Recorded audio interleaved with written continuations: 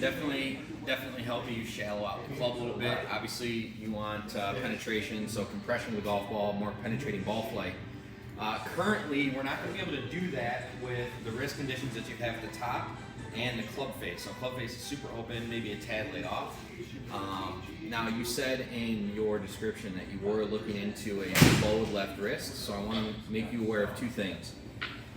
First, the grip. So didn't see a front view, so I just want to make sure that when you're gripping the club, it's going to be in the first knuckle, and the heel pad of your left palm is going to be on top of the club.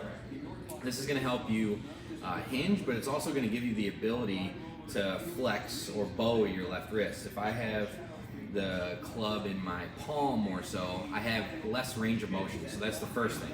The other thing is, since our palms are facing each other when you grip the club, anything that you do with your left wrist, you're going to have to do the opposite with your right wrist. So with a lot of my students, we talk about bowing the left wrist, but we're going to focus on bending your right wrist back. That's going to get the club a little bit more shallow in transition, but it's also going to square the club face. So you tend to have the club face super open, and this club tends to start steep in the downswing.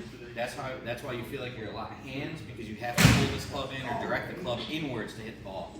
So as you're swinging back, when you start to get like halfway through the backswing, that's when you should start feeling that left wrist bow and the right wrist bent back. So this is what it would look like.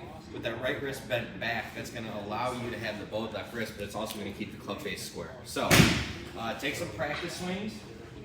When you swing back, go halfway, and then the second half of the backswing, focus on finishing with turn. The arms are going to travel, but bend that right wrist back. The club should be in a more advantageous position, and it should be more square at the top, not open, so that when you swing down, it'll be a little bit shallower transition, and then you just have the freedom to rotate, and that's when you're going to start compressing the ball.